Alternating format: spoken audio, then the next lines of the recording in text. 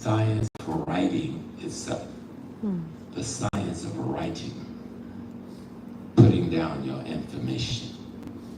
So get Kajori's History of Mathematics in the introductory chapter, paragraph 102, I think it's paragraph 1, when he talks about the Phaedra, which is called Phaedrus sometimes, the book written by Plato. Aristotle goes crazy too. When I was 15 working for the Vanderbilt family, they were cool with me. We were there because my parents raised these children. They were the nannies for these children. So they were more black than they were anything else. They gave me access when I was about 14 to the library. They had a wonderful library. And the first book I read, it took me about 2 years to do it. And I only read it because it was pretty. It had all these pretty colors in the cover and the pretty colors on the page of the book. It was Homer's Odyssey and Iliad. And I didn't know what the Odyssey and the Iliad was. I just read the book because it was pretty. I started learning about the Greeks, about the gods, about the hyper and stuff. And I got old enough to realize I'm reading one of the most important books in Western civilization. And in the Odyssey and Iliad, which the Europeans said is the oldest book in the world, it says that the gods of Greece has to do what? Return to Ethiopia every year to dine at the feet of the gods of Ethiopia to renew themselves. And that's a metaphor. But the point of the metaphor is to tell you something about the relationship between these two cultures. And I just went there because sometimes we are afraid to deal with what the Europeans call their classical literature. But their classical literature, the reason you don't get it in school no more, because we woke up and started reading them. And when you start reading Herodotus, remember when we were young, they said Herodotus is the father of history. Then we started reading him and realized Herodotus did all the history with black people. So they said Herodotus don't know what he's talking about no more. He's going to be the father of history and not know what he's talking about. But it's good to read it so when you walk into their presence that people try to throw the little stuff at you. Well, I ain't got to bring John Henry Clark up. I just throw Herodotus in there. That's your man. He said this. I don't have to bring up Dr. Beck. I bring up Homer or Plato. They said this.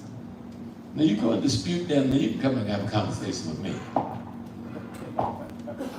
Now we know there's a Bible, there's a Torah, there's a Quran. And I hear a lot of people in the movement says, well, I have to learn how to get along with other people and their religions. We're just not going to let the religion get in the way. Well, the religion is in your way. That's exactly what's in your way. Because it gives you a belief system of the world that explains you in the world, and none of them explains you in a good place. None of them explains you in a good place. So how are you going to be informed and instructed in your deepest consciousness by a body of information that makes you the lesser being? And then say you can somehow work out a freedom relationship with one another about how you're going to be free. Now I know that hurts some people's hearts because Jesus is really loved. I understand that. Abraham is loved. Muhammad is loved. The fact that they carried out the biggest genocide in the history of the world over the last 1,000 years, killing nearly 1 billion Africans, don't mean nothing to you who think they're in love. Did y'all hear me? Yeah. You know who led the genocide against you? Those 3 schools of thought. Okay. Now the secret to life is to have no fear. Malcolm told us that. And Dessalines told us this has 2 dimensions, freedom or death. You either choose freedom or you remain dead. So if you are talking about African spirituality, which is the thing that gives you life, then you got to talk about the most truth. None of us is good enough to say the truth, but the most truth that we can begin to understand, right? And then taking that and pairing it with other things. Are there truth in the Bible, even King James? Yes. Are there truth in King James that is useful to you? Yes. Is there truth in the Torah that is useful for you? Yes. Is there truth in the Quran that is useful? Yes. But you ain't even got to the Baghdad Veda and the Great Veda and the Upanishads, and there's a few more books out there. Older than all those 3 books, there's even more truth. But none of them was designed for your black ass. None of them. Okay? So where is the book that was designed for you? That was designed to explain your presence in nature, your function in nature, your responsibility in nature, your relationship to everything else in nature. Where is your book? Amen. It's all over the place. All of them have aspects of your book in it, but none of them have your book. How many people in here, and don't tell me no falsehood now, have read the pyramid text? 1, 2, and that's very good because normally I get like maybe 1. Now there was a brother named Akmi Ra, and a brother, Akmi is an ancestor now. A sister named Frances Wellesley, who's an ancestor now. A brother named Tony Anthony Browder, who's still with us. Tony ain't no ancestor, and I need to see my little brother. And a couple of others who translated the Genesis story of the pyramid text. Now I'm going to see if I can remember it and recite it to you. And here's how it's spoken in the translation. And the person speaking, the ancestors assign that to God. And in the speaking, the thing that they've assigned to the character that is God says, I cause creation to exist so that creating might exist. And when I realized that I had been created, Ma'at was at my side. Can you hear me well? Okay. And just think of that now. The symbol of Ma'at is what? A woman. Okay, gotcha. So if when the thing that we call God realize, oh, this is where you want me to sit. That's right, get that one out the way. Gotcha, Bobby. You can come and just tell me, because I'm tired. But when the thing we call God, which is at this point Amen, which means that which is hidden but yet is manifest, and this is the quote from the pyramid text, when it realizes that it exists, the female factor is already here. Now this is not superior or inferior, that's other people's game. This is about harmony and balance within and without all organisms that exist, including the universe, which is an organism, right? And so it says, when I realized that I existed, Ma'at was at my side. Then it said, I coughed up Shu, meaning the gases that makes up the environment we live. And I spat out Tefnut, the different versions of moisture that is in the environment that we created. And Shu and Tefnut, Shu is a masculine, Tefnut is a feminine. And Shu and Tefnut produce Geb, earth, all the minerals within. And also produce Nut, all of the planets and stuff. This is your story 30,000 years before anybody else wrote a book. But most of you, only 2 people in the room has ever read the book. It's called the Pyramid Text. Then he goes further. Then Geb and Nut, meaning the earth and the cosmos, creates a Sar and a Set, who the West calls Adam and Eve. So the African is slicker than everybody. He created another man and a woman. And that's Nephthys and Set. So now there's 4 people.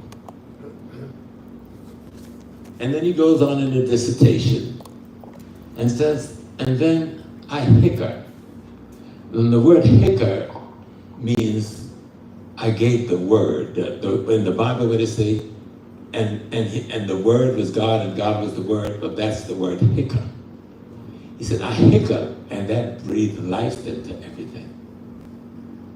And then he said, after I'd created everything that my heart desired, I then, me, the divine creator of all things, I expanded in them. This is your literature, right? That if you knew this literature, you won't get confused by other people's literature, because all other people's literature came out of your literature. Right. You can learn from them, but you have to understand the history that produced them.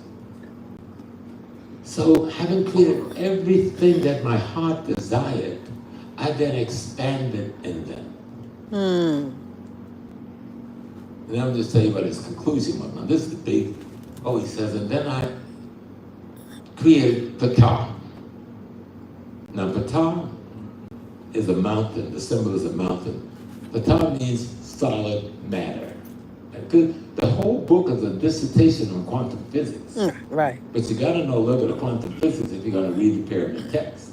Because the pyramid text is a dissertation on quantum physics. And he says, once he created Ptah, the solid matter, then he created energy, Ra, with the symbol being the sun. But he's not talking about the sun, that's the symbol. He's talking about energy and matter. This is your literature, your religious dissertation on the beginning of things, right? That's called the pyramid text. The beautiful piece is at the end, because this messes up your whole mind. When he finished this dissertation of creation, he says, and then I turned to my mother, Nun, what's the word? Undifferentiated matter. Matter before it becomes solid. Matter before it becomes anything else. He's talking about the black waters, which is I can't remember, too big a word for people John. Right? It means matter before it becomes anything else. And he refers to it in the feminine, even back then, as his mother. That's some deep shit y'all need to really read, but your ancestors was that in their head 40,000 years ago. And it gave you a lot. And even the West, the Bible wasn't created to confuse you. I used to think that. It wasn't created to hurt you. It was another culture doing the best they could, having got access to your information, trying to translate your information into their culture, their language, and their informational nexus, and this is what they produce. How many people ever seen a picture of the Last Supper? Don't be scared. Oh, y'all got one in your house now? Disown the Lord. Right? So, look at that Last Supper again. You got a man sitting at a table, right? And he's got light coming out of his brain, right? Y'all call it a halo, but don't think at all of the fact that that's the brain emanating this energy, right? As you call it a halo. That's Ra. That's the same thing happens on Ra. Your mind is Ra. Your mind is the God of your universe, but that may be too deep for y'all. I ain't gonna go there. But just watch the picture, the man in the picture. And on the left side of him, he got what? 6 people. On the right side of him, he's got what? 6 people. Right? On the left side of him, the 6 people is clustered in 3 groups of 3s. And on the other side, the 6 people is clustered in 3 groups of 3s. Only those 3s talking to each other. So what you have there is the 12 months and the 4 seasons circulating around the sun. Da Vinci is trying to explain solar drama to his people, who's a 99% illiterate population. How are you going to educate an illiterate population? You can't write metametric because they can't read it. So you use pictures. That is a hieroglyph. You understand? Picture writing that people could understand. But it's not only the 12, those 12 disciples being the 12 months, they're the 12 signs of the zodiac from the temple of Dandara in ancient Kemet. It's all right there in one picture, but y'all didn't see it because you don't know your own history. If you knew your history, you would recognize his mystery. History erases the mystery. Just keep saying that over in your head. history erases the mystery. Right? Have you ever seen a picture of the Virgin Mother and Child? Yes. You can find that Virgin Mother and Child all over Africa, in the Congo, in South Africa, in ancient Kemet, thousands of years, in Ethiopia, thousands of years before Rome. Church is 500 years older than the Catholic Church. Right. And 1,000 years older than the Protestant church that came about after Luther's Reformation. So what does that say about Christianity being yours or theirs? You better hear me well, I'm trying to give you something here, right? Yeah. But even Ethiopians had it wrong because Christianity wasn't theirs either. Christianity is born out of what is called today the Eastern Orthodox Church, which is born out of what is called the Egyptian Coptic Church, which is born out of the body of information that was originally put together to establish what you know as the Bible, but it takes 700 years for them to write the Bible. They didn't write it in one city. It didn't happen in 325 AD. That was the genesis of the process. Then you had a second Nicene conference. Then you had a conference of Trent. Then you had a second and third conference of Trent. Then you had a council of Chalcedon, a second and third council, and this is happening over a few hundred years, where they're trying to take a body of information that came from you and put it in a format that they could teach the people of Europe. Okay? I think the Pope, two popes before this Pope, went to visit Cameroon in West Africa, and it was in, what's the magazine? They don't publish it over here anymore, with the red page. It wasn't Time, what's the other one? Life. What is it? Yeah, Time magazine. And Life. Life. No, so it must have been Time. But Life the magazine, Professor. It was Life magazine. He goes to Cameroon, and he tells the people of Cameroon, you always see the picture of the guys who started in the Nicene Conference. And you can see they look kind of black, but you can't really make out because this was drawings. And he admits that 8 of the 10 original authors of the Bible were black. But after that generation, the blacks were wiped out of the picture. The Pope said this. Of course, I've put pictures on mine for years, and others have been following suit. We didn't even give Brother James the credit of those Pope praying to those black Madonnas in the Vatican. That's right. Every one of them do. Now, what is that about? It isn't particularly about a black woman and a black child. It's about what the black woman and the black child symbolizes in the human genesis. 'Cause I've seen the oldest black Madonna and child painting. It's in the Church of Miriam in Ethiopia. Now, when they first brought Christianity to Ethiopia, the indigenous priestess burnt down every church except that one. They couldn't get to that one. They burnt it partially down. But it was the African priestess that led the opposition against Christianity coming down into Africa. And they stopped it at Ethiopia. That's why when we talk about the famous churches of Lalibela built down in the ground, he built down in the ground because he was hiding out. He did not want the priests and priestesses to know what he was doing. So he made his kingdom up in the mountains. There's still only one road to get there. It's only been so narrow. And he managed to produce those churches. Yes, it's a great architectural feat, but he was subverting his own indigenous culture. I hope that didn't hurt none of your feelings who like to say Ethiopia is the birthplace of Christianity. I see this thing on the internet every day, but the Ethiopian Bible got 18 books and this one got, so what? You couldn't write enough books to cover African theology. You couldn't write enough books to hold the information. It's silly. That's why people try to play oral tradition as being inferior to written tradition. That's insanity. I can remember more than you could write in a book.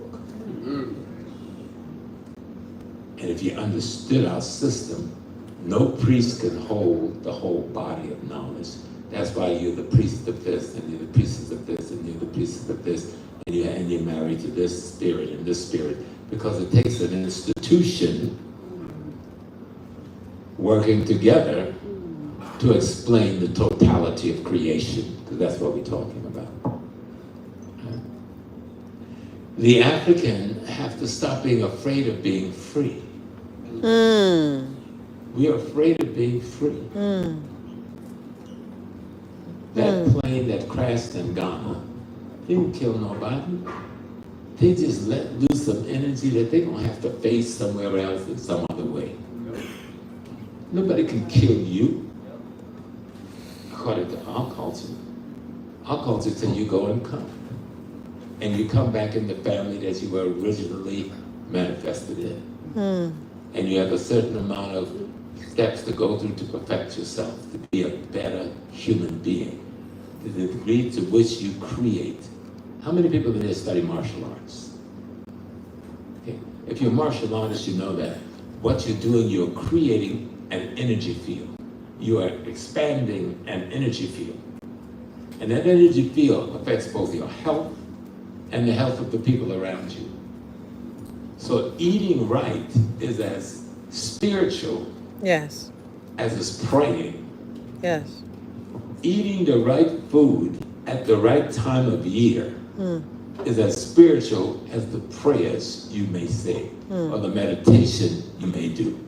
Africans didn't make the kinds of separation other people are making. The way you speak a language, the way you can hold a conversation, the way you speak to another person, your tone can be damaging. Yes. The very tone of the language you use can damage the spirit you're talking to. So there's a manner in which to speak with the right kind of tone in order to encourage spiritual growth in yourself and other people. Okay? You understand where I'm coming from? Because this African culture is not a plaything, it's not a dress, it's not a look, it's not a hairdo, it's not, all of those may be aspects of how you identify yourself in the culture, but none of them itself makes you an African. And we use the word African because that's the commonly accepted word. We know in ancient times our people didn't use that word to mean all of themselves. They refer to themselves as being the God beings. Look at any language, and I bet you're going to find at the end of the day, they refer to themselves as being the God beings. And that's what we're supposed to be replicating. Our highest aspiration of what we are is what we call God. We have no capacity. We have no capacity to be greater than ourselves. So the greatest thing that we create in our mind, meaning the things we call divine, the things we call gods, and the way we use the different energies in nature, that's possible for any of us. Right. That's possible for any of us. But it has to be a deliberate journey. You join the Freemasons, you come to the door, you tap, tap, tap, and you ask for the door, and they ask you, why have you come? He says, I come to make a good man better.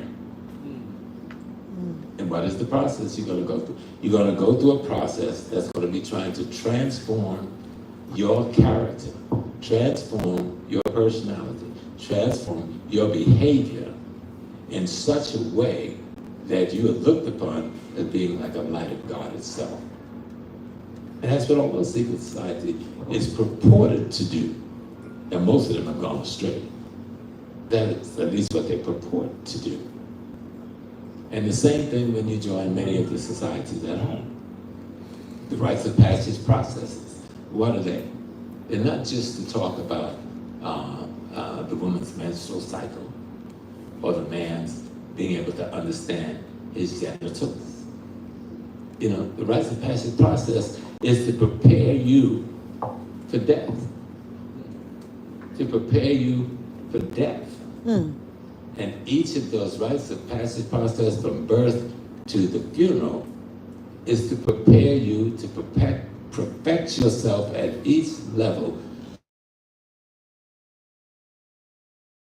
Light to the world. To be remembered, emulated, and imitated in the form we call ancestry. But it's a deliberate process. It's not an accidental process. It's a deliberate process that we have to work in and work on. And so we start with what is the best book to read to begin to open you up And the best book is to read is your family tree. That should be the first book you read. And if you don't have one, make one. Your family tree. And then you go from your family tree to the community that your family resided in. Then you go from the community your family resided in to the history of your people in the country your family resided. And you'll eventually get to the greater African world of Africa. But if you don't stop at your family tree, you're just another bumbling person bumping around in the dark, pretending because you have some knowledge of things African that you know something. You know, the greatest leader in the world has to be the greatest servant in the world. The greatest leader in the world must be the greatest servant in the world. There's no other way around that. Okay? And then we have another thing that many people say leaders, then they condemn the deaf, blind, and dumb.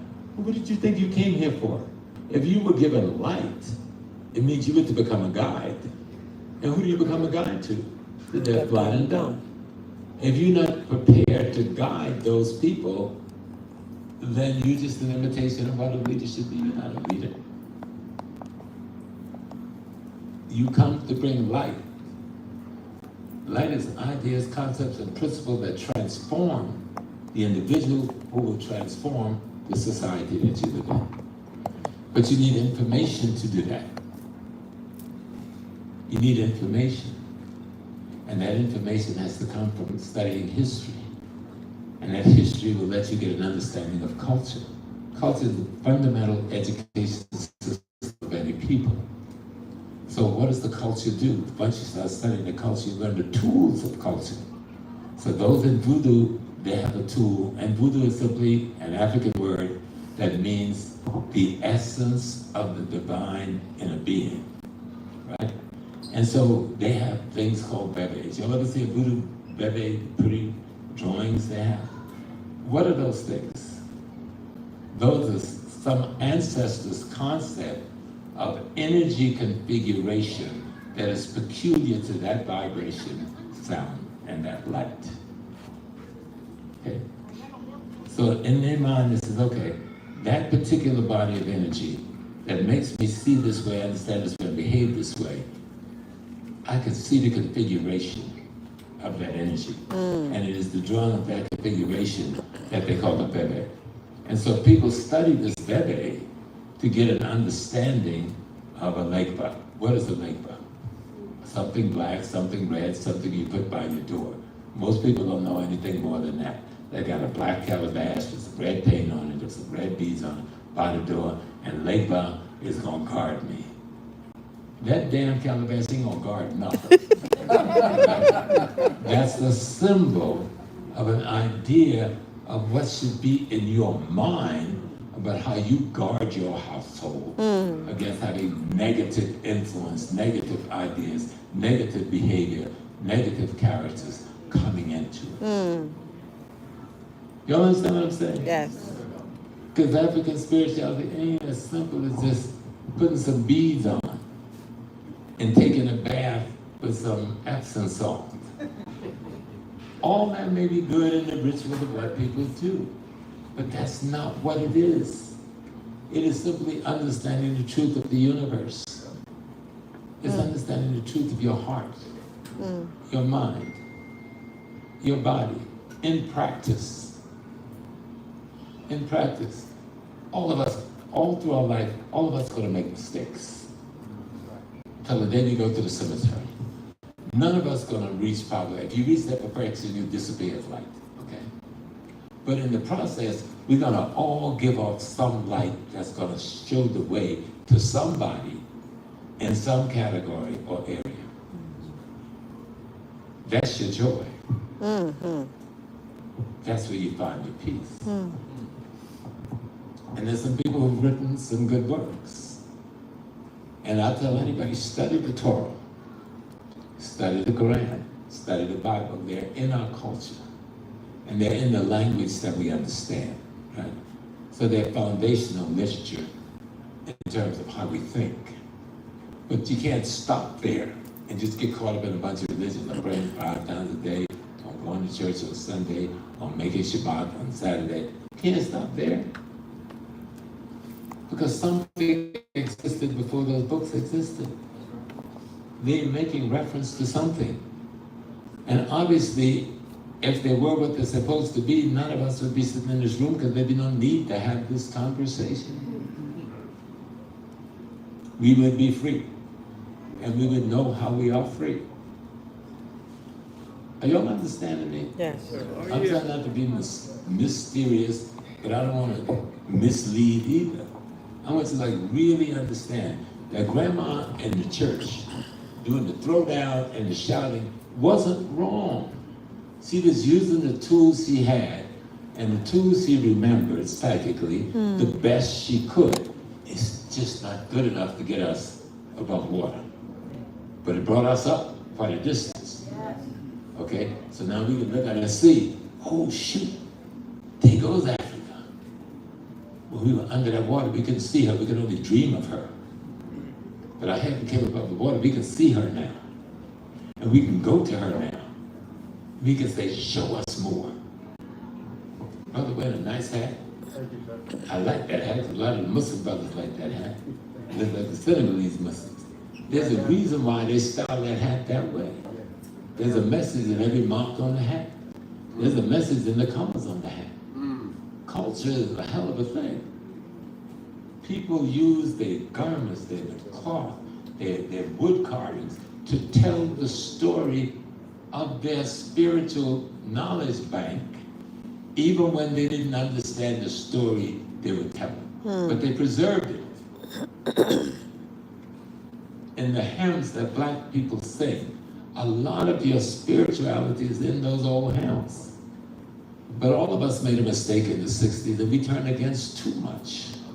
We were moving too fast. We left too much behind that we didn't analyze well. Jazz. We let jazz become a product of the white community because they're the only one that could pay people to perform. And then we forgot. What was John Coltrane trying to say to you? When I first heard Coltrane, I thought it was total and absolute insanity. Because I came from South Carolina, I'd never heard such foolishness in my life. And I was something at IS-201, I heard somebody going,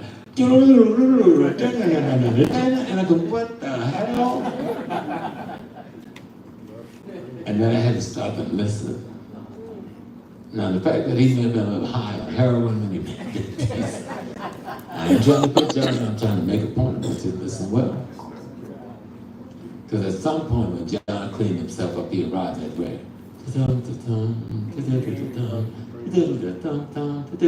Love Supreme. That has such balance and harmony in it, it blow your mind.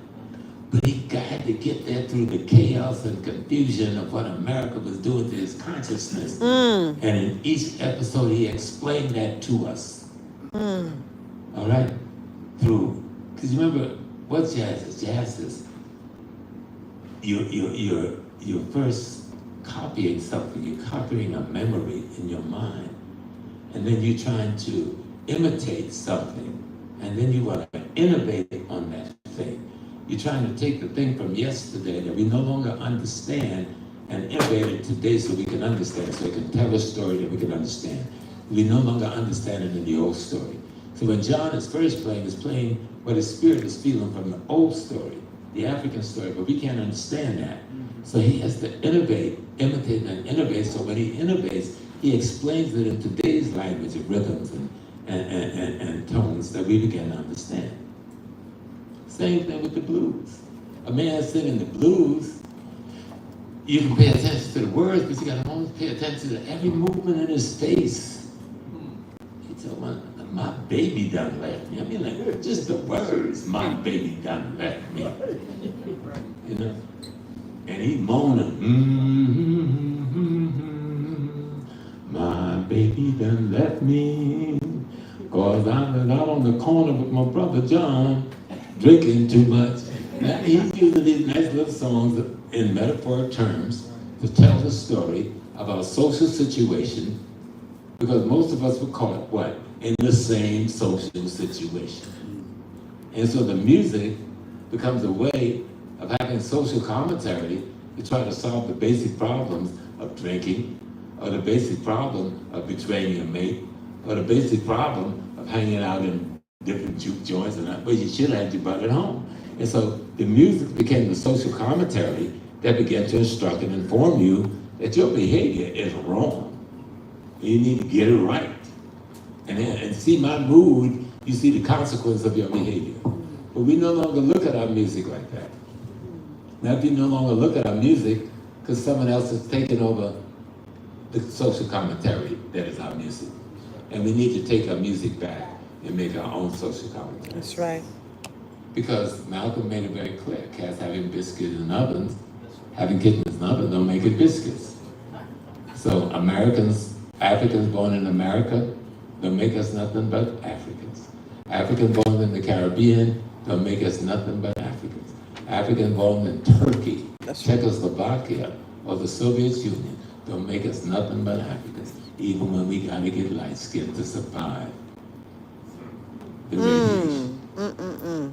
History will resolve the mystery, right? And spirituality is really your reality. Spirituality is your reality. All the things that happened to you today that you dismissed, that you didn't even pay attention to, you need to stop and start paying attention to them and stop dismissing it, because that's your story. So you go through a whole day and you miss 90% of your story. That's right. So what are you going to analyze? Because you weren't paying attention to your story. You're paying attention to everybody else's story except your story. It has to start with you paying attention to your story. And I see my brother wearing that big black star of Ghana on his shirt. So you know the sadness we're feeling for the helicopter crash, our brothers. Tear our hearts out. But that's all right. I know you may be a good Christian man. I'm a good Obosu man. Okay. I ain't gonna mess with you about that. But we know that in our culture, they're coming back. And in the coming back, we need to understand how that works.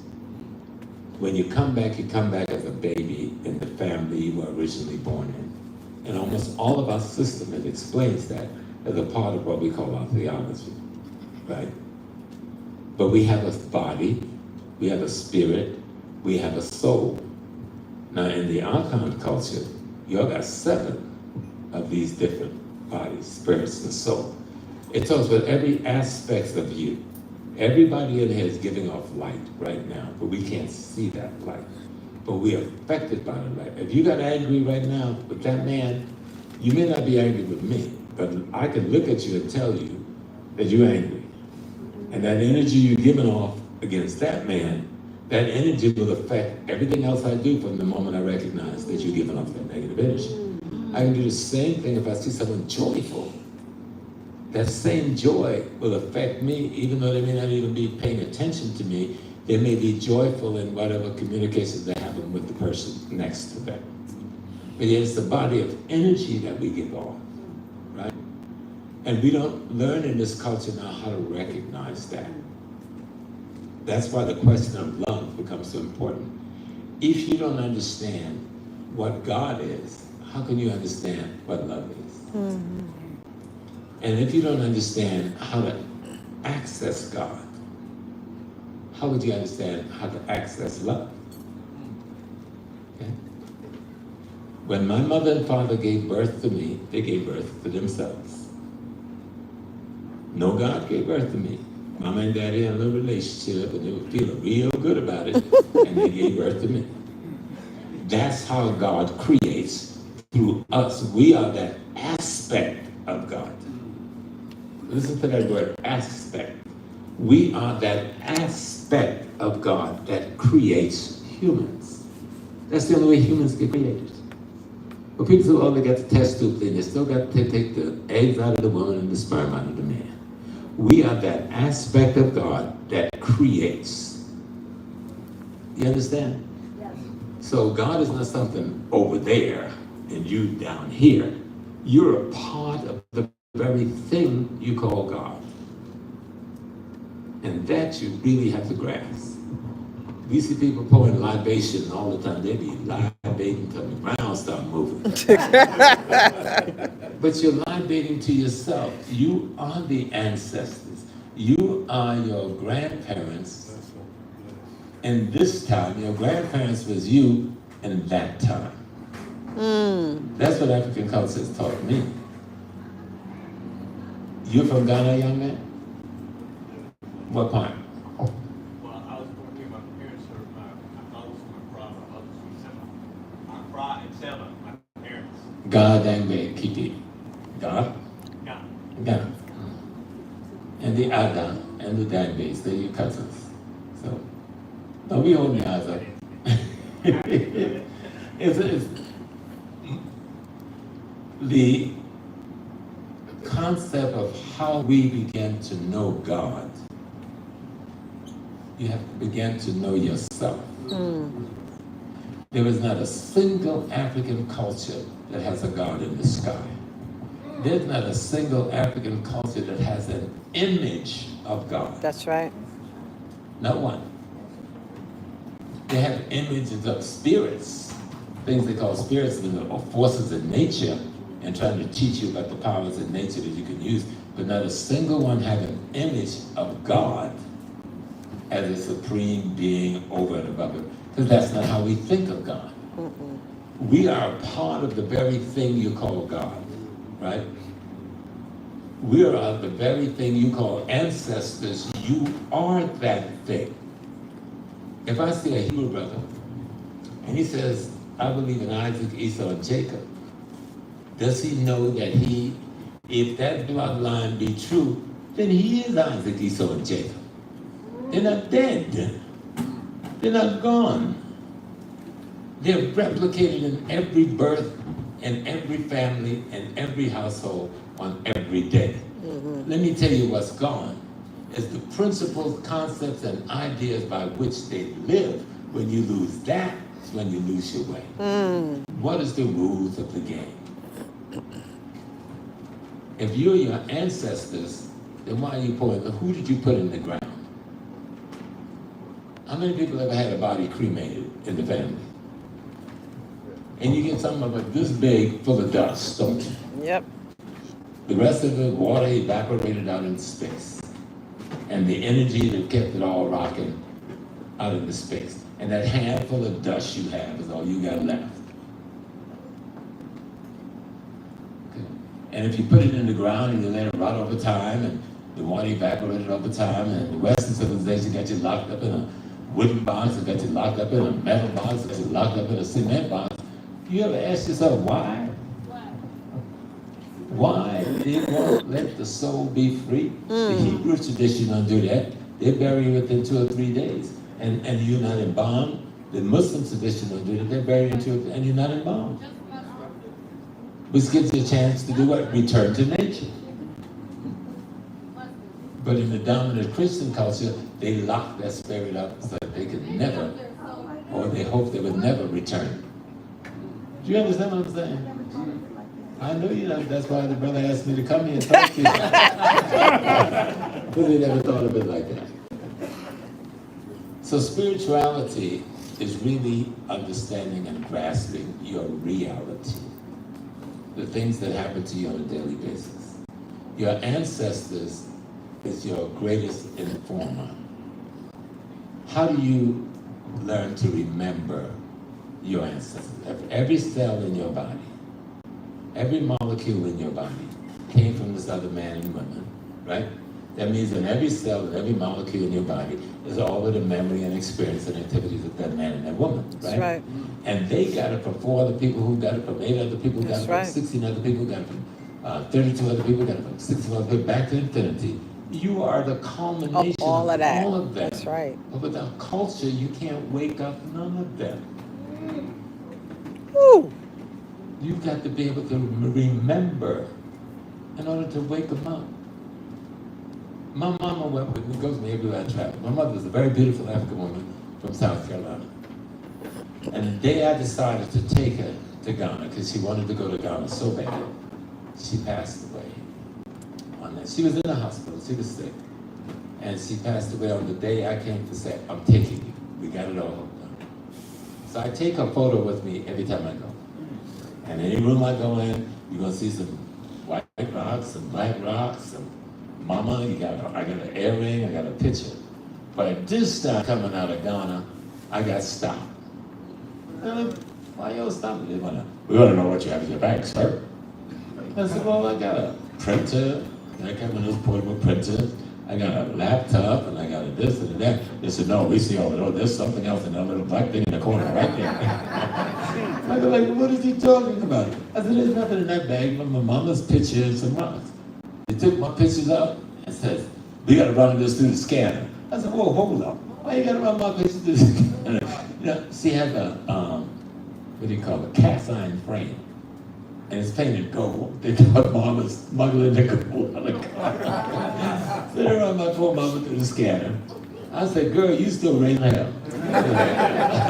All of them letting me know, thank you, baby, for bringing me home to Ghana.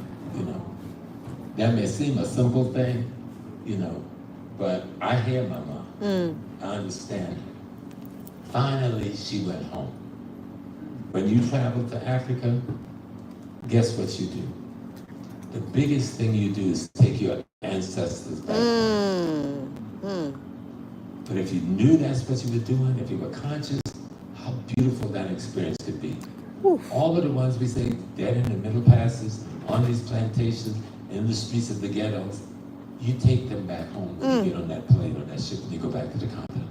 Okay. And you leave them there. They know you bring them home. They go to that river at a cinnamon, so they know you bring them home. You know, they go into those villages in Nigeria, they know you bring them home. And they thank you. You know you bring them home. When you come back, there's a burden lifted off of you. Because you've taken them back home.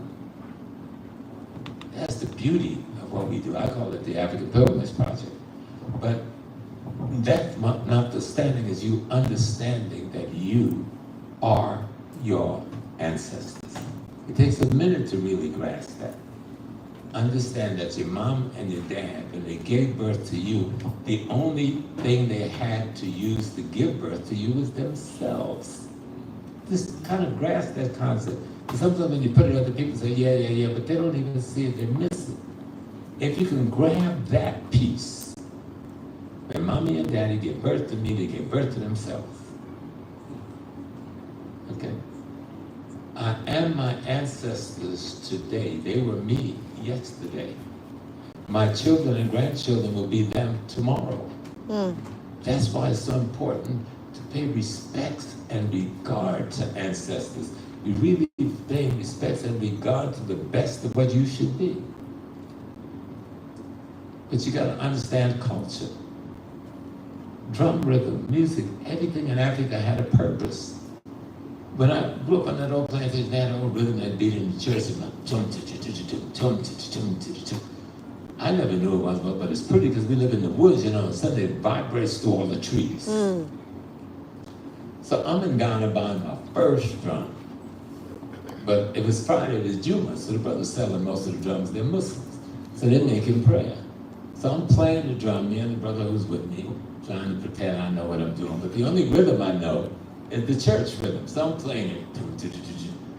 Brothers coming from everywhere with rocks and sticks. And so the brothers with me running and said, whoa, he ain't trying to steal, he ain't breaking, you know, trying to let him know I ain't messing with the stuff. And they said they heard a call, a distress call. The drum beat that I was playing, that those black people were singing in the church, was an Akan stress My call. God. Saying, I'm in trouble, I need help. And that woke me up. I mean, I was awoke, but that took me to a whole another level of being awoke, that we're missing something. And when we talk about culture and the tools of culture, what are these tools and how are they used? There was a brother named Nyangora Bura. Nyangora Bura is an ancestor now. He was from Cote d'Ivoire. He wrote a book, 3 books, this thick, this big, on the Akan Go weight system. And Bura, in his book, and his second book was drumology. And in his drumology, he tells the story of a little boy that will become a drum to the Umanhen, to the Nana Umanhen. And that little boy had to come from a line of drummers, family were drummers. And he started playing the drum at 4 years old. And when he was 4 years old, he was given this baby monkey, who was his friend, his pet, that he would play with. And then he was given a particular tree that he would help to cultivate through the years. By the time he got to the age of 42, he can cut his tree down because it's not big enough to make a drum. And they would sacrifice the monkey because the skin is what they would use for that drum. But now him, the tree, and the monkey had become one in those years. Okay. That might sound crazy, but Boer knew what he was talking about. And this young drummer would not be able to play in the public until he was 40-something years old. Because he was not just a music drummer, he was a drummer who would be the talking drum. Not just the drum to carry the communication message, but the drums that will store our history. Our history has never been lost. Our history is not lost. Our history is stored in the rhythmic patterns of the drums of Africa, especially among the Ga, the Akan, the Ewe, the Fan. And what it is, like this brother would be a drummer.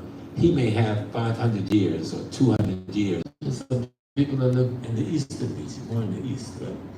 There's some people that live in the eastern beach, more in the east, right? And these people use the horn to imitate the vibration of the vocal cord to such a degree that they can speak the language with an instrument. So when people tell us our history is lost, it is not lost. It is recorded in the rhythm of the drum and the vibrations of the horn, thousands and thousands and thousands of years. And the people who are assigned to remember these rhythmic patterns, if you change one note, the penalty is death. That's what the word told us. Whether he was exaggerating or not, I don't know. But if it's held that sacred, the changing of one note is a penalty, could be your life, if it was a deliberate attempt to sabotage the history. And so I'm trying to give you all these little pieces. Because you never lost your culture, you just didn't realize where your ancestors hid them in this culture. But until you study the culture of Africa, you're not going to recognize Africa in America. See, you got to study the culture of Africa. And so then you realize, oh, that's what grandma was doing. That's what grandpa was doing. The Hebrew tradition, and I think our brothers say this is a strong Hebrew community. When, I think it's in the 1890s, when someone was given the history and the vision, and they began to call the Hebrew community together in North America. Didn't happen by accident. It happened to struggle and gathering of knowledge and information. The Hebrew, somebody said today, are we all Hebrews? Well, if we all Hebrews, who was all the black people who they said they were running from? Right, right. So at different times in history, we have different episodes of our history that give identity and character to our people. There's something that people are trying to do. What is the Hebrew people doing?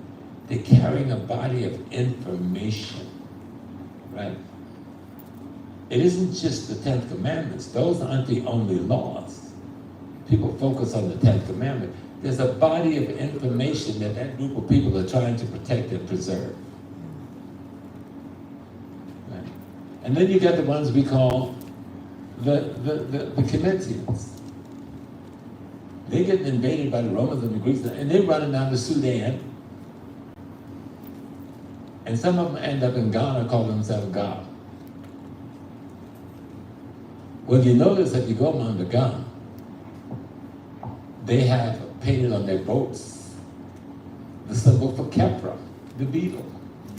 They have painted on some of their fishing boats a star. But the one thing the Ghana have that tells you they came from Kemet and that they're related to the Hebrew Israelite community. Not all of us are not Hebrew Israelites. Most of us aren't. Some of us do have the bloodline out of that tradition. The Ga is one of those communities that do. You have a celebration called Homowa.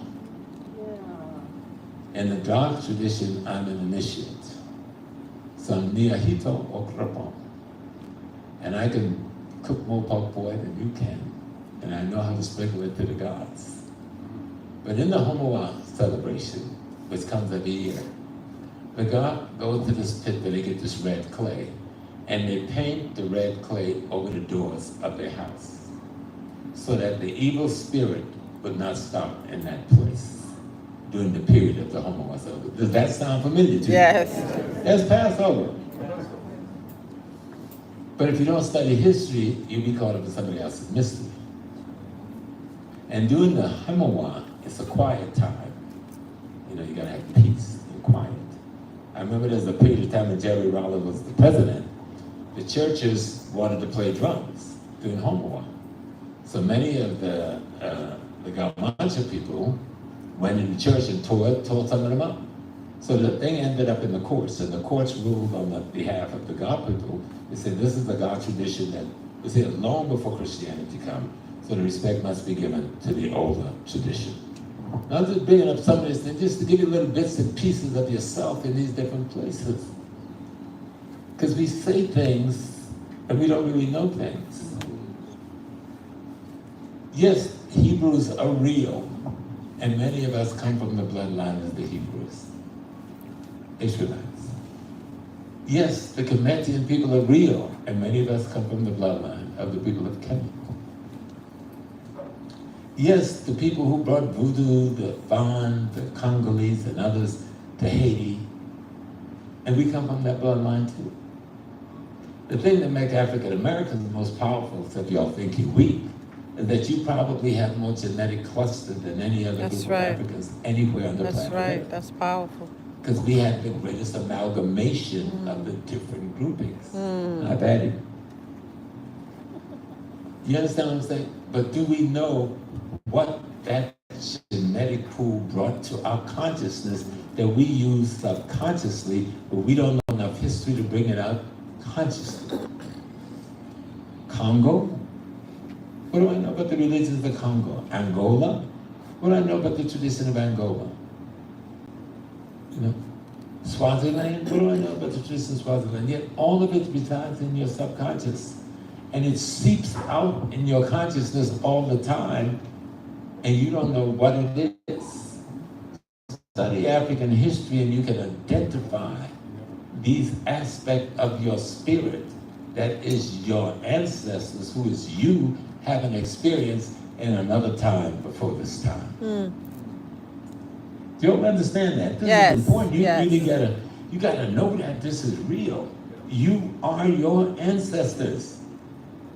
We're the same people who was on the slave ship. Yes. You just got different body configurations and different personalities because we've had different experiences with this body. We're the same people who was on the slave ship. But you gotta get your memory back. You can't get your memory back if you don't know the history of the people on the slave ship. So you can know what happened to you and how to fix it, how to heal it. You know? Spirituality isn't singing and dancing. Singing and dancing are tools of culture. They're not culture unto themselves. Painting is a tool of culture. You know? Writing is a tool of culture. Culture is the idea of cosmology and ecology working in harmony and balance to perfection that you're trying to achieve. Those sets of ideas and principles. But you can't get to them if you don't see yourself yesterday. You know, we see brothers from Ethiopia, they're dressed one way. We see brothers from Nigeria, they're dressed some way. You see, every bit of the clothing is explaining the historical, environmental experience that group has had over time. Right. And all of it is telling pretty much the same story. How we got over, how we survived, what were the tools we used, what was the medicines we used, what was the ideas we used, what was the principles we used. And I'm gonna bring it, brother, how much time I got, brother? So I'm gonna be all night talking about stuff. But when we talk about Pan-Africanism, let's come to that one, because that's a big discussion. People aren't going. buck crazy over the term Pan-Africanism. I can't believe Garvey's probably saying, what the hell? They lost their minds. Right? Pan simply means all things, a unification of all things. All things African, that's all Pan-Africanism means. All things Africans must unite. Or we must unite in all things Africans. So if you're a Pan-Africanist, you can be a Hebrew Israelite and be a Pan-Africanist. You can be a Muslim and be a Pan-Africanist. You can be a Christian and be a Pan-Africanist. You can be God Dan Bekibi and be a Pan-Africanist. You can be Ebe Bobo and be a Pan-Africanist. You can be Yoruba and be a Pan-Africanist. You can be Igbo and be a Pan-Africanist. All things Africans unite. So you can find your common thing that they're calling Ubuntu. Now we're kicking the word around Ubuntu because it's pretty. Most of us don't know what the hell Ubuntu means, but now everybody's using Ubuntu. But it's the concept of you and me being the same. Okay? Me and you have the same thing in common. But what we need to be having in common is economics, politics, culture. Economics, politics, culture. Foundational. You can be all the spirit that you want to be. You can pray till the cow come home. You can burn all you want to burn and pour the libation you want to libate. But if you ain't organizing all that around economic, politics, and culture, you ain't doing nothing. And to get economic, politics, and culture right, you got to bring in an understanding of how you're going to get control of land, That's right. labor, and the resources. Land, labor, resources, control of economic, politics, and culture where you live. You understand? Those are the primary elements of having a foundation to build a spirituality upon. Thank you, dear sister. That's about it. I'm good. Okay. You ain't said nothing yet. Okay. That's good. Baba tell me I still got some time. So let's talk about this Pan-Africanism thing just for a bit. Marcus Garvey was a Pan-Africanist. All of us love Garvey. Kwame Nkrumah was a Pan-Africanist. Malcolm X was a Pan-Africanist. Elijah Muhammad was a Pan-Africanist. Somebody said, oh no, he was a Muslim and then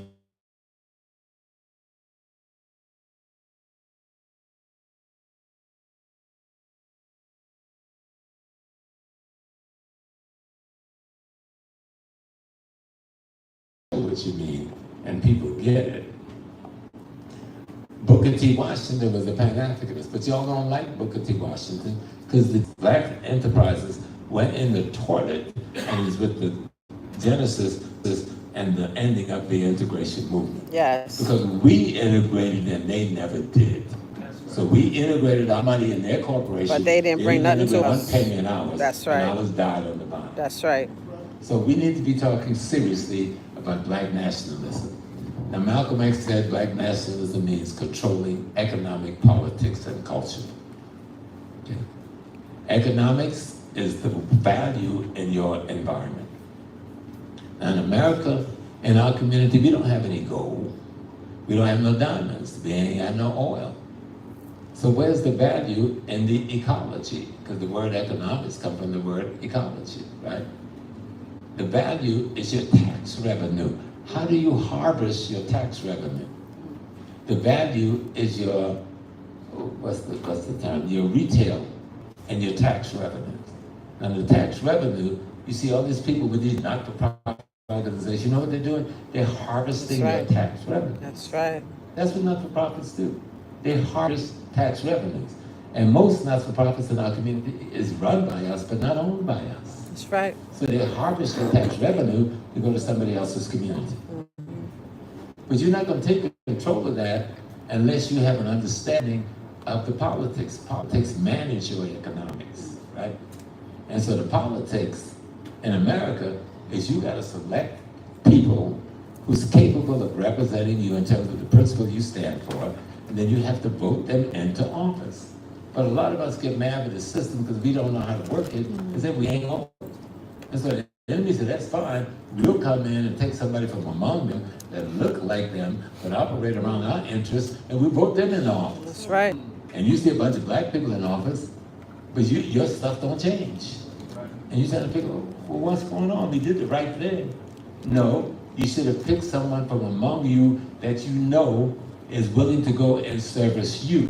And then you need to use the vote to outvote the other group to get your person in. Because if you don't control the vote, you're not going to control the tax revenue, which they take out of your paycheck every week. They're sent to Washington, D.C. They steal what they're going to steal. They're sent back to your state. They steal what they're going to steal. They send it back to your city. They steal what they're going to steal. And then the rest you get access to. But you're not going to get access to if you don't know it's there. Because you don't know how the system works. You don't even know how to get on the damn ballot. You don't know how to do a petitioning. Then election laws, election codes, and all these things. And at the most local level, we don't know those things. Yet if you don't know those things at the local level, how are you going to control your school board? That's right. You live in a black community. Everybody in the community is black. Every teacher in the school is black. And they want to teach your children your history. Now think about that. That's some crazy stuff. But because you're not there in that school board meeting, and you're not there voting the member onto that board, your enemy is there. The teachers' union is there, and they're not controlled by you. And they make the decision of what your child is getting taught. They tell you about STEM schools. Why is it all schools STEM schools, right. Why is there some separate little school over here for a few of the kids? Right. In New York, we got specialty high school. Why aren't all the high schools specialty high schools? Right. Because you're not there. You're in the damn basketball court. You're looking at the football game. I just got to tell the truth. Y'all playing the gladiator rhythm. All those football fields and basketball courts ain't nothing but the Roman gladiator arena. And you're the spectator waiting for the king to do this or this. Say it. And while you're doing all this, being distracted, they're murdering your babies. Hey, say that. You think if you put clothes on them in the morning and say, bye, baby, and send them off to the enemy for 8 hours a day, that they're going to come back to you not messed up? I did the same thing before I figured it out, that they're murdering my babies. And so I was a PTA president 8 times in 4 different schools. They're not going to murder my baby without me being in there putting up a fight. Okay? And I rarely saw over 2 black men. That's right. In those meetings. And it's true today, even when I live in New York, in New Rochelle. That's right. I belong to an organization called the Gathering of Men. And we go to these meetings, but we don't see our brothers there. We don't see them there. So how are we going to determine how to control the economics if we're not in control of the politics, which is the managing tool of the economics, right? Then we have culture. Everybody poo-poo culture. They think, oh, culture is just Alvin Ailey down on Broadway. And if we show them a picture of Alvin Ailey once a year, and we get a black musical on Broadway, then we've satisfied black people culture. That ain't culture. Just look at the word culture. What does it come to? To cultivate. What is it that you're trying to cultivate? You're trying to cultivate the best of the values of your ancestors. Dancing and singing, those are the tools of culture that helps cultivate the best practices of your ancestors. You know, economic, politics, and culture. If you're not in control of that in your community, you don't have a community. You have a neighborhood that somebody else controlling, and it's their community. That's right. Even if your number is the majority. That's right. Economics, if you don't control the tax revenue when you live in North America, if you don't control the retail and wholesale in your community, you're not even in the economic game. You're not even in the conversation. And economics is the foundation of civilization. And if you don't learn your culture, that's the things that gives the rules, the principles, the ethics, the morals that guides your behavior. If you don't learn that, you ain't in the game. You're just a spectator in the gladiator arena, called football, baseball, basketball. Now we got soccer, and it's going to get even more crazy. And you're just a spectator in the gladiatorial events. And it's there to distract you. Yes. You know, we saw people fighting over P. Diddy. I'd throw P. Diddy off the roof if I had a chance. That's not the organization saying that. That's me saying that. Right. That's right, What he Baba. did to one black woman, That's right. That's right. he deserved the worst of what he could get. That's He right. P. Diddy didn't do nothing impressive for you. Collaborated with a bunch of enemies to make a music form to poison an entire generation. That's right. And they're going to celebrate 50 years of hip hop. 50 years of what? Dope, alcohol, murder, shooting, killing, and you glorifying it to the youth, the most impressionable element of society. Don't even come with that stuff. You know? And we gotta be real. We gotta be real about it. And we don't understand why Sam Cooke was killed. That's right. You don't understand. You talking, oh, they killed Michael Jackson. Then find out why they killed Michael. That's right. Oh, they killed Prince. Find out why they killed Prince. And then have a real conversation so that no more Princes get killed, and no more Michaels get killed, and no more Sam get killed. You know? I'm going with you to Malcolm X grave next year. You should have been there taking the bullet for Malcolm so he wouldn't have a grave to go through. You need a change of heart. And we're not going to get there unless we learn our history. Because history is going to erase the mystery. I'm nothing special. I got to go back home. I'm married to one woman for 54 years. And no, y'all clap, but we've been through hell in 54 years. She's a beautiful sister in so many ways. And one of the reasons I stayed married is because we had these children. Marriage is an institution constructed to raise children. That's right. Okay? How you gonna do it in a society that you know trying to kill it? That's right. You have to use every tool you have to build up something. And even then, I got a couple of children who was raped. Don't be wilding every damn one in this room. There's somebody in this family, and most of you have been raped. That's right. Say that, So what we brother. got to do is first stop trying to tell each other the truth about what has been happening. Woo. to us. We Man. be playing. That's right. And with all that I was doing to protect them and everything, I still couldn't cover them. Because they wanted to go and join the other folks. And they thought Daddy is just crazy, too militant, too hard. And they didn't understand.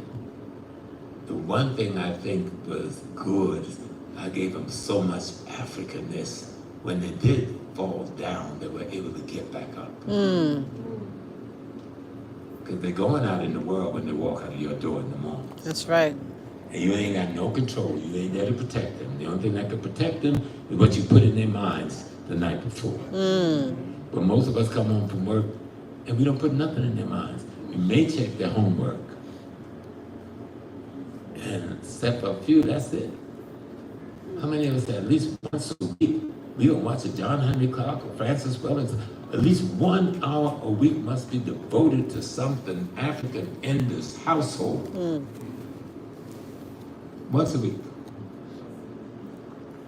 So that those children who we're trying to rear to be different, when they go out in that world where everybody else is going to make a spectacle out of them, they got something to defend themselves with. And that's what the history as a tool allows them to do. The culture as a tool allows them to do. It gives them something to defend themselves with against the majority who's coming after them. You know, now we got the LGBT thing going around with their gangs. They'll tell them because they went after my granddaughter. We found out after a year of this child living in terror that she's got a homemade knife that she made and carrying around her bag. And she tried to defend herself. And she don't know how to come home and tell us that because the whole society is glorifying that and they're making her think something wrong with her. Because we are not dealing with the things in our households that would grow spirituality. You can't grow spirituality watching the football game every Sunday, basketball game for 2 and 3 hours a day, and your children on a phone, on a cell phone, 4 and 5 hours a day, talking to people doing you know what. It's going on in my own house. I have to talk about it with my grands, so I'm telling you. And I know it's going on with everybody else. So we have to decide, what are we talking about? We want to live in a black community. What makes up a black community? You got to own the land, labor, and resource. That's right. You have to call it a community. That's right. If you don't own land, labor, and resource, that's your neighborhood, but it's somebody else's community. You got to be in control of the economic, politics, and the culture in that neighborhood in order to call it a community. You know, you got to control wholesale and retail, and it's easy to do. I walk into my community, I mean all of us collectively, and we see another ethnic group owning all the stores, but they're not putting the money back in the black community. Then stop putting the money in their pocket. That's right. They're not robbing you, you're robbing yourself. But you've convinced yourself that they're robbing you, and you can do nothing about it. I got $50 in my pocket. I give it to you and come back home and says, just rob me. He didn't rob you. I gave you the $50.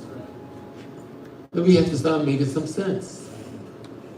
You want to own the black community? Stop paying the people who now owns it to own it. And they'll sell you the stores cheaply. You stop shopping with them for 1 month, they'll sell you everything on the block. That's right. It tastes too good. You want to pretend they love you because you haven't yet learned to love yourself. That's right. So you're looking for this love from the children of the robbers and the children of the murderers and the rapists. children of the enslavers. You're looking for their love and their affection, just like we did on the plantation, with the hope they stop beating you down. They never stop, and they're not going to stop. Not ever. That's why our brothers died in Ghana the other day. Somebody sabotaged that helicopter that they didn't like what those young men were doing. They're not our friends. They're never going to be our friends because our interest is too fundamentally different. And spirituality, the thing we call spirituality, is at the core of our survival tools. Yes, you gotta have economic, but if you don't have spirituality, you ain't got nothing. Yes, you gotta have the politics, but without the spirituality, you ain't got nothing. Yes, you gotta have the culture, but without the spirituality, you have nothing. Spirituality is the cocoon in which all of them has to survive. And you're not going to understand spirituality unless you understand the history and the culture. And they'll help you to see what you call in the spirituality part. The cosmos is not going to change for any of us. The laws of nature is the laws of nature.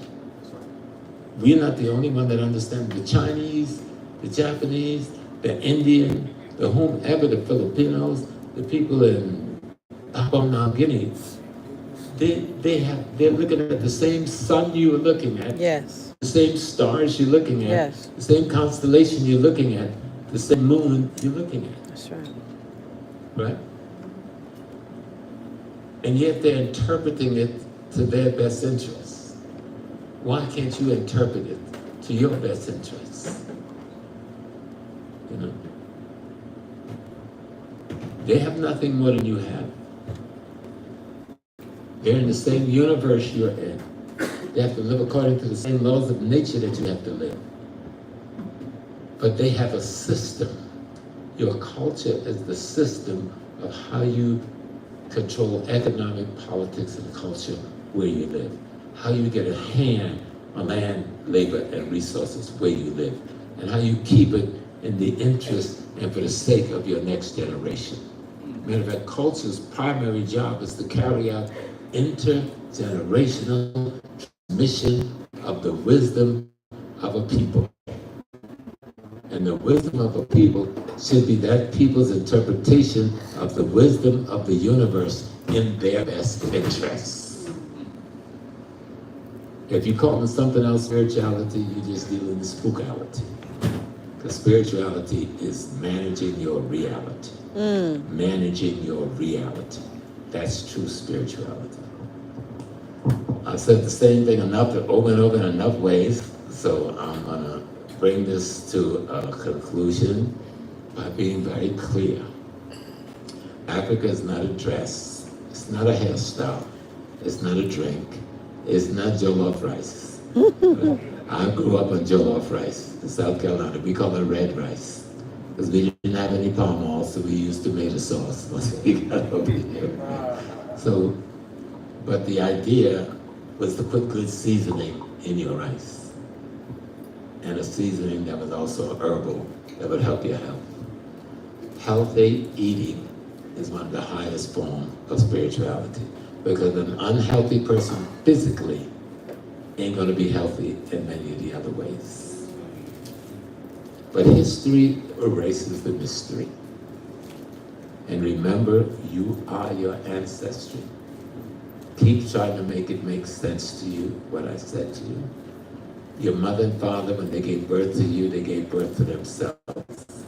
Keep trying to make it make sense to you, and you'll understand it. When you look in that mirror in the morning, and you're having a conversation with yourself, you're talking to the divine. It's the only divine of your mind that exists. So thank you very, very much. Brother Lucas.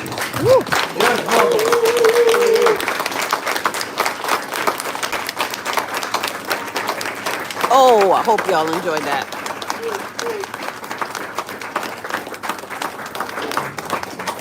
All right, once again, let's put our hands together for our big brother, Professor James Small. Well, we're not going to let him get out the door that easily, because I know y'all got questions, right?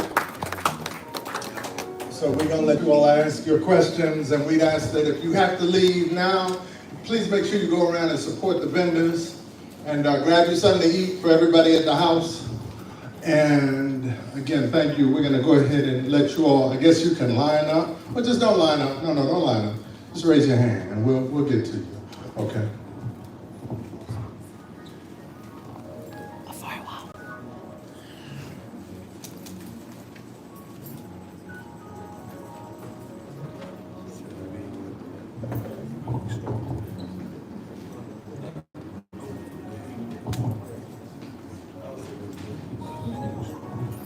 All right, so who's got a question? Yep. Good. Stand up. So you, thank you, sir. All right, cultural discipline process. You mentioned that several times. You also talked about what are the 12 steps of mastery that you spoke of in terms of mastering, and then so pulling that together as far as the cultural practices, the cultural discipline process you can practice. You mentioned some parts, no parts. But you can give us an idea of that as far as the cultural discipline process. You mentioned it several times. Yeah, cultural discipline process. And he also talked about the 12 steps of mastery that he spoke of. Yeah, when I was talking about the 12 steps in the Yoruba approach, but they're pretty much the same. Many of them you'll find in George G.M. James' Stolen Legacy. The other book is Rebirth of African Consciousness. I forgot the author, but you can get it just by Googling Rebirth of African Consciousness. And then the history of the Yorubas, history of the Yoruba, yes, the history of the Yoruba by Akin Jobin, Professor Akin Jobin.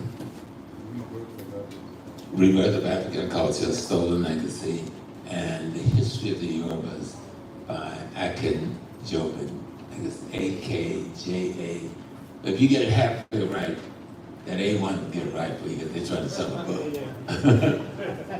Those three books will give you that information. But the information we're talking about is the simple information. Let me show you.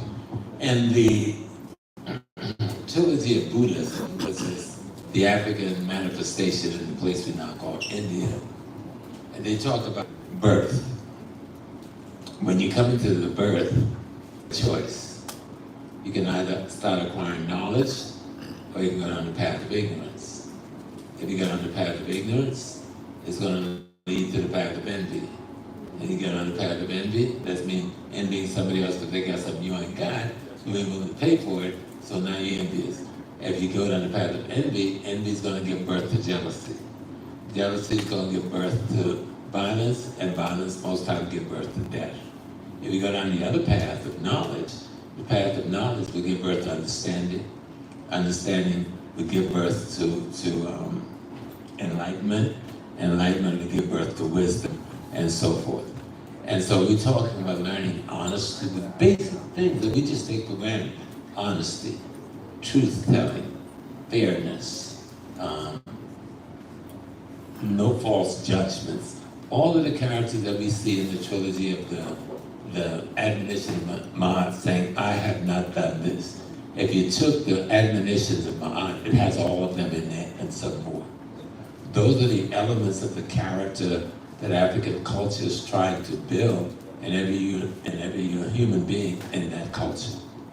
So thank you, because you said that. He said that about the cultural practice. You also mentioned quantum physics. Oh, quantum physics should be a must-read on the basic level for everybody when you understand energy, particles, matter, and vibrations, and rhythm. All of those things we do all day, every day. And we need to understand how and why we should better learn how to manipulate all of those things in and about ourselves. Thank you. Yes, ma'am. So, you mentioned the pyramid tax. How can one person interpret them the way to make it easy for us to understand? Because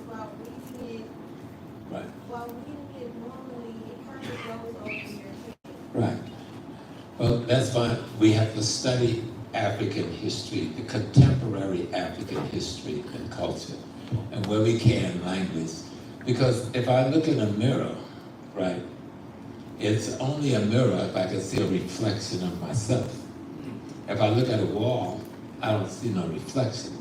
African culture and history is your reflection. You won't even recognize what you look like until you can see that reflection, right? Well, African history and culture is that reflection. That'll help you understand. Let me show you this. I'm Oya. Oya is a deity they call, or a force of nature that's in the Yoruba pantheon. Oya gets married to a man named Shango after he saves his soul. Shango is the ego. Shango as the king is the ego in most men. He wants to be the boss, he's the top man, he can do anything he wants to do. So Shango tells his two brothers, I will make one of you rich and share the throne with you if you fight to the death, and whichever one wins, you're the one that gets the piece of the action. This is just one metaphorical story. In the story, one of the brothers killed the other. Then he realized, as an idiot, he just killed his brother. So he runs away into the forest and he commits suicide. You know, he hangs himself. But he doesn't really hang himself. Remember, this is a metaphor trying to explain ideas. Because Oya comes and cuts him down. Now, Oya, who's Oya? So she's the wind. No, she's change in process. That's what the wind represents. Change in process. This man realized after ego tripping, arrogance, false power, the harm he has caused to his own brother, to his own self. And so he moves to eradicate that aspect of himself. So you can't do that unless you go through the process of change. So you must marry Oya, who is the process of change. But she's going to marry somebody else, Ogun. Now she's practicing polyandry, and sisters like that. Oh yeah, we got more than one husband. We don't want everything. It's a metaphor, right? Because Ogun represents what? You ever heard of Ogun? What does he represent? Don't be scared. Power, people say the god of iron, the god of war. But why are those things used as a symbol for Ogun? If I want to take iron, I take a piece of dirty rock full of all kinds of impurities, and I put it in a fire, and I burn it at a temperature that we can use it as steel to make weapons, to make tools, and other things. What has occurred there? Transformation. So Ogun represents transformation as a result of change because of the appeal for change as a result of being conscious of your negative self, called Shako, that then appeals for change and goes through a process of change, which is the marrying or Ya. As a result of the process of change, you get transformation called Ogun. Okay? You understand? Make sense of it all, just like that. But as many times as I've read it, I never got that from it. Right. So then I'll come to brother. So it's not, but remember, there's many, many more of these forces and powers, we call them rishas or Musum or Loas, that we need to study because it's telling us a story about the human behavior in nature and how we grow ourselves to be better human beings. Yes, sir. So I had the exact same question. So I'm actually initiating into a Kemetic house right now. I have the book. I didn't raise my hand because I haven't read the book or I haven't started reading the book because I had the first same question because I didn't know where to start in terms of, because it doesn't seem ordered like the Bible starts with the creation story Right. and it goes, there's utterances and there's different things. So how do you put it in? It's very hard because so many of the people who are into the Kemetic school is in the Kemetic reconstruction. And they're reconstructing something without a model of how to reconstruct it. And that's why you study the contemporary systems. The Akan system and the Yoruba system and the Igbo system are three of the most intact systems of all our systems, right? Study those systems and it'll allow you to have a better understanding of what people are calling the Kemetic schools of thought. Because what is an utterance? It ain't saying nothing that the Bible ain't saying, all right?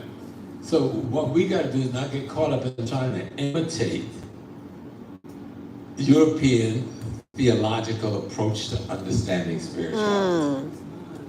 We have systems that works that are in place that we can look at to learn how to better look at these older systems. You can even look at Islam. You know, Islam had what? 5 pillars, right? What are those 5 pillars, right? You gotta pray 5 times a day, you gotta do the Hajj to Mecca, you gotta take the oath, la ilaha illallah, Muhammad Rasulullah, you gotta do the fasting. And then they have more. They even have 99 names, the 99 pearls of faith. If you study them, they're the same as the 99 oris. They're the same as the 99 loas. It's different people trying to use the same thing in their culture. Right. You have to, right now, Kemet, and no disrespect to any teacher, I got some beautiful brothers in the Kemetic system. We're trying to figure out how to recreate it. But the Yoruba system is there intact. The Alkan system is there intact. The Igbo system is there intact. Let's look at those systems and see how they work. Right. How are they constructed, right? And how we can then use that to get a better understanding Of the Kemetic system. The system. Because one may think Kemet is more ancient, but Kemet may not be more ancient than these other systems. It says that Kemet has been glorified by white people. Anything white people glorify, we glorify. No disrespect. I just left Kemet the other day. I was with Greg Carr, Mario, and all of the others, and we all out there gawking at all of the great things our ancestors left in the temple, but none of us understand what the hell they did or why they did it. Am I right, brother? Yes, Baba. I mean, to tell the truth. So, you got something. You a God man. The God, and I was telling you, remember, the God people celebrate this thing called Homowa. Well, they can't start the Homowa celebration unless the people in a particular village in Togo say, yay. So the Wilmas that come from Lavade must go to Togo, and the priests and priestesses in Togo, there's a whole town in Togo. You walk into the town, you say, wow, these people living good, they got some beautiful house. It's a whole city for the gods. No people live there except the priestess and the priest. Okay? And these shrines was all brought from Nubia. So who's the oldest of what? You understand it? So study what you got right in your hands, and then you can see how to better look at what we left back behind. Yes, ma'am. So, you say that we reincarnate in the same family lines. So what about, rapes of the slave owners and all that? Kind of explain the European influence of these family lines. Let me break some black people hearts. There's only one race on the planet. It's the human race. Okay. I know we don't want to accept that because our brothers and sisters who got caught in the Permian Ice Age for 190,000 years and mutated into what we call the white man, we think that's another race because they told us they're from another race. I ain't letting buy that. They're a mutated derivation off of the blackest black. That's right. Everything in nature does that. That's right. There is no way, even when you're the raping of our ancestors by those we call European, African genes is always the dominant gene. Okay. And so the degree of calcification of the pineal gland, and you got to read Francis Welding Crest theory. That's right. You get a sense of how to understand that. Because it's how to let people know that you can have something inside of you that can determine how you look aesthetically. But how you look aesthetically can also affect how you behave unless you practice a practice that counters that. Right? So your ancestors, I'm looking at you, and your great granddaddy ain't had no influence on you. I don't care what plantation he came from, right? Your African dominance has taken over his place. Eventually this world is going to go back to black. Doesn't matter who likes it or not. It may take almost another 1,000 years, it's gonna go back to black. It's not a different race you're dealing with, unless they put that in our heads, and we deal with it like that, and we can't work stuff out. Because the genetic house that you come out of, from the first time, you will always come back in that same genetic house. If another genetic house comes into your space, it will not be, that's not dominant. That's not the dominant. The dominant genetic house is those millions of other people that made you up before the rape. How can millions of other people dominate something that intrudes in your space? They can't. That's why there's a term called going to black. When things go wrong in the theater, they say go to black. Turn off all the lights and redo this shit. Right. And so, and it's real. Am I right? It's real. And so we have to, sometimes it's hard to work out the finite details when it comes to race, because we've allowed white people to set the narrative on race. We need to change the narrative on race. See, once he set that narrative of race, Asian, yellow, black, red, that's foolishness. Yeah. You know, that's foolishness.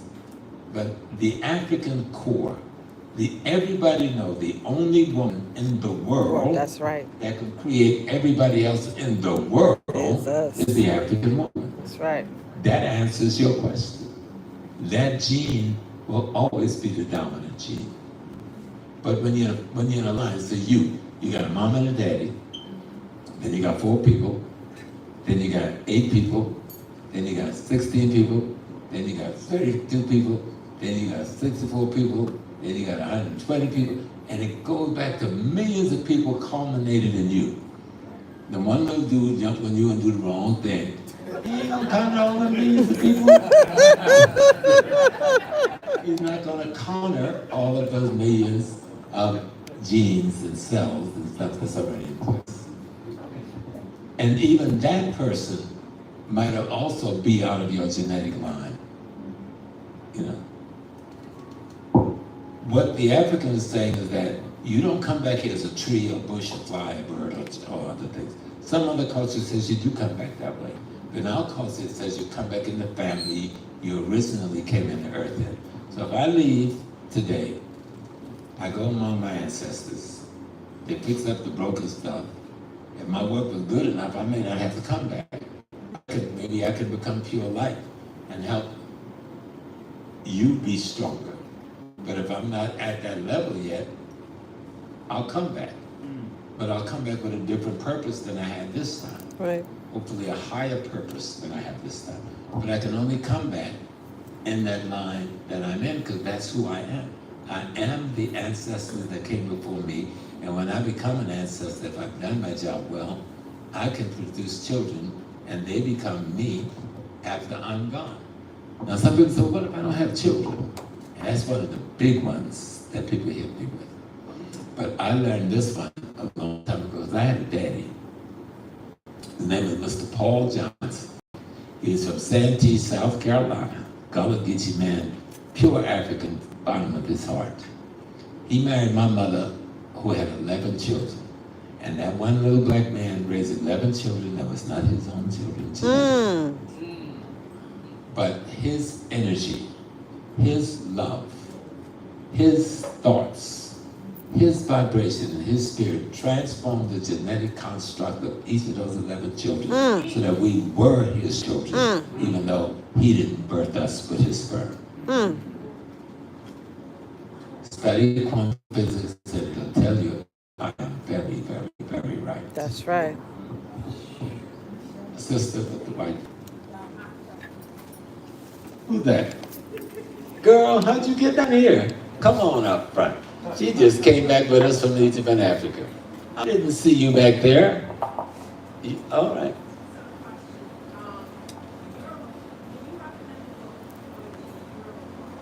Uh-huh.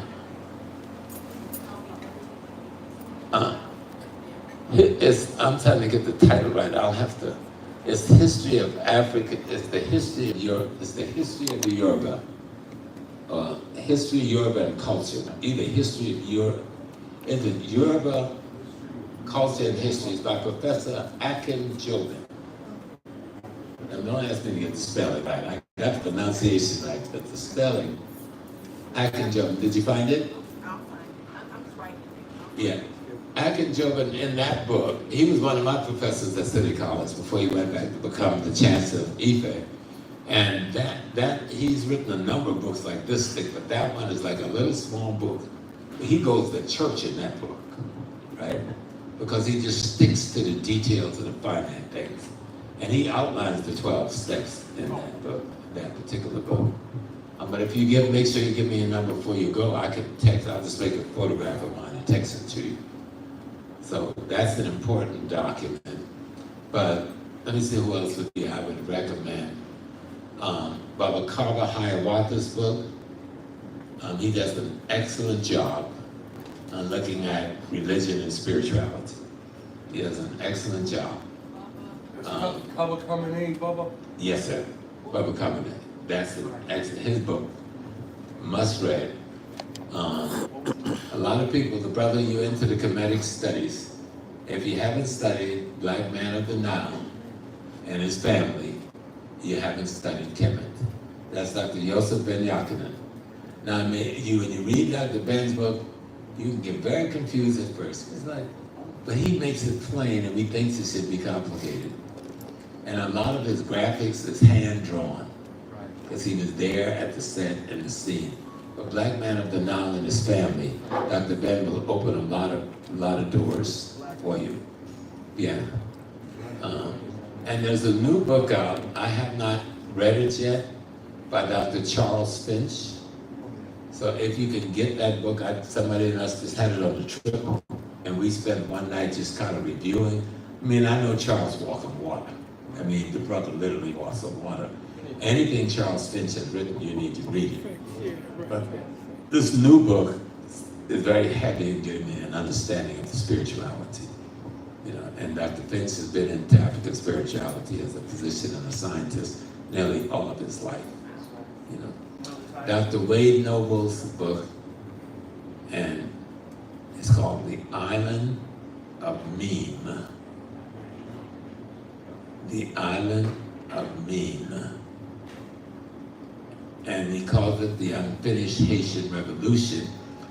But it's Haiti is only used as a metaphor for the catastrophe that has affected the minds of all Africans. And then the last one I'll give you is one that all of us should have read in school. It's called Things Fall Apart by Chinua Achebe. If you read it before, read it again.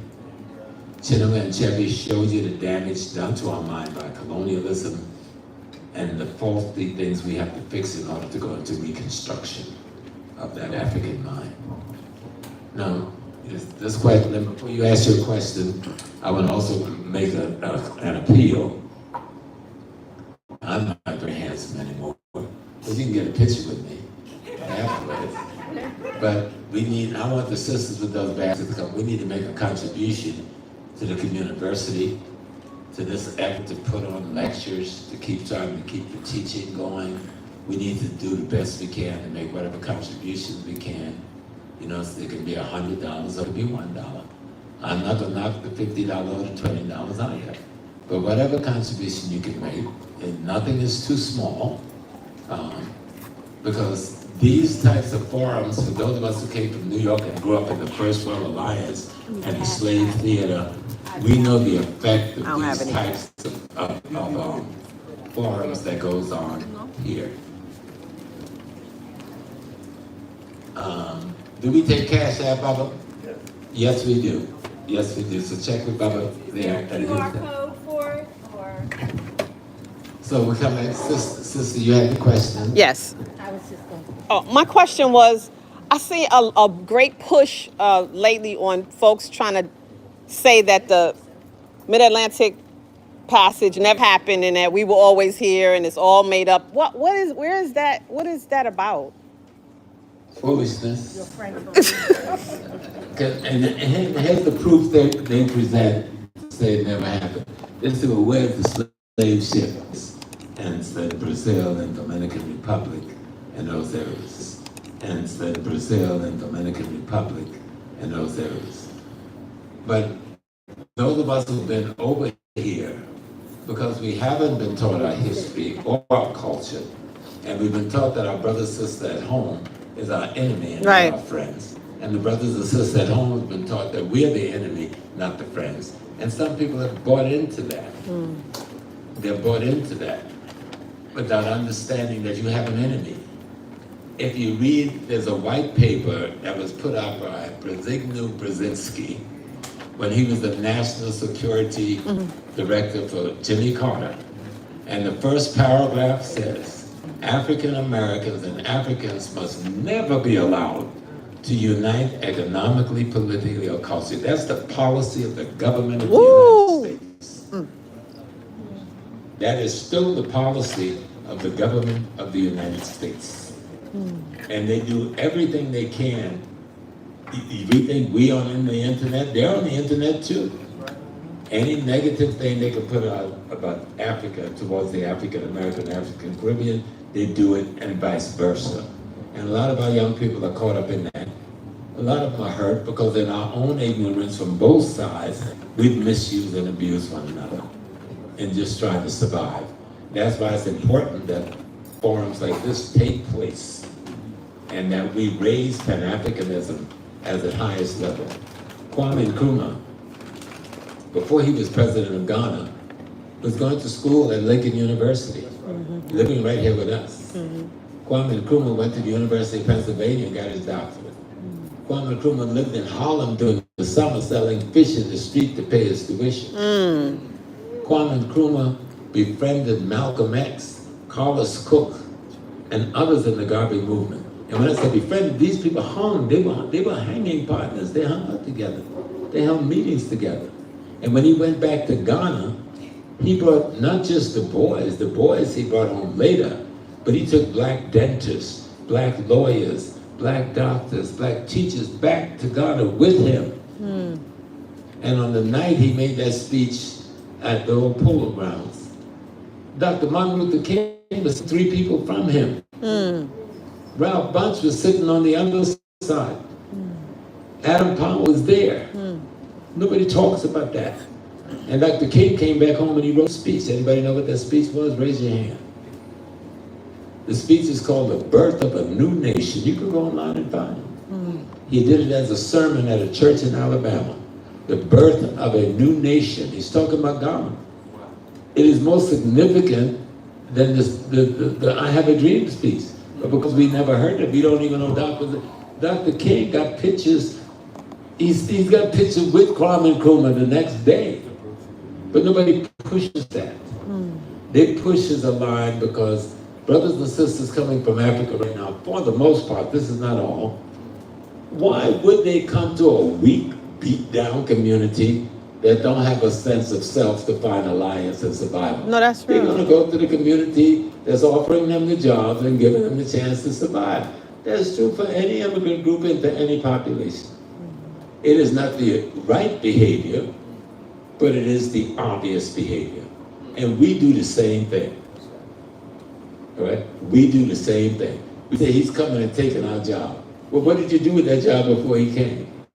I told you to go to college, you won't go to college. You want to hang out on the street and have fun, play basketball, and think that everybody's going to make it in sports because that's what the society tells you, or everybody's going to make it as a policeman because that's what the society tells you, and then you find out that you're not prepared to compete at a certain place that the immigrant children are prepared to compete at, and then you take it out on the immigrant children rather than on the system that manipulated the both of you. And so what you're seeing is the response from some of those people who really feel victimized, and I understand their pain, but that's being manipulated by our enemy right now. But we've got to be clear, Pan-Africanism will die. Pan-Africanism will perish. We ain't doing nothing else. Black is black and black. I have people in my family that's as light as the sister right here. All right? And I have people in my family, my baby brother is black as your shirt. And the love between that one and that one has no boundaries. Right. Some people, they talk about foundational black Americans. I do my family reunion every 5 years on the Cherokee Reservation in North Carolina. They're my peoples, though they all look like white people now.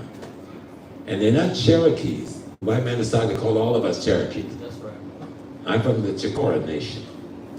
The Chicora Nation was based in what is known as Andrews, South Carolina. They wouldn't even call us Native Americans because we were too dark until 1976 that we got Native American status. I come from down there with the Owendos and the Wakamos and the PDs and the Tuscaroras. For these brothers and sisters talking what they're talking, they need to do some research. The Malian Empire sent thousands of people over here, but long before the Malians came, the Mayans and the Incans and all those Africans and the Olmecs had already been building for a couple of thousand years. But what does that mean? They all came from Africa before they got there. Right. So it doesn't really matter How what they got century there. you came Right. over. It doesn't matter whether they got off the plane yesterday. It doesn't matter whether they came on a slave ship. We weren't enslaving anybody. Why am I going to feel guilty? I do not feel guilty about having been enslaved. Right. Somebody else did that. Let them carry that guilt. I didn't enslave nobody. Right. So I'm not going to feel bad about that. I'm going to feel good because despite of that, here I am. That's right. I survived all of that. My brother here is from Ghana. He can tell you the story about the British invasion, about the Dutch invasion, about the Brandenburg German invasion, about the Portuguese invasion, before they could come over here. You think we're the only ones suffered from these people? That's why I go home all the time. When I'm in Africa, my whole world changes. You know, I go home because we got a water fight there too. Colonialism is no walk in the park, no picnic. That's why read Chinua Achebe and listen to his explanation of it. We're one Africa. One Africa. Doesn't matter what our ethnic group is, what our language is, we're one Africa. Language is nothing but a variation on agreed upon vibrations that sounds to mean things by a group of people. So this group may say, I'll say choo-choo means microphone, that group over there say sasa means microphone, both of them talking about a damn microphone. And so what we've got to do is what many of the traditions that we've studied in the West says, honor our mothers and our fathers. If you honor your mother and your fathers, and honor your ancestors, that's what libation is about, to remember and to call that energy into play into your life. I am energy. Anybody think you're not energy, kiss your woman. And your whole body will feel the energy, okay? So don't tell me you don't understand what energy is, all right? And that we possess energy, all right? And that we are matter, and they have a relationship. And that's what they're trying to explain to us when they talk about the zodiacs and all those signs. And that's not something they play with in the newspaper. They're trying, astrology is an explanation to the general public of astronomy. Mm-hmm. Everybody couldn't be an astronomer. Somebody had to raise the goats, somebody had to get the fish, somebody had to build the houses. But somebody had also had to study the stars so we know when to do all those other things. Then somebody had to create a science to explain that to the people who had to do all those other things.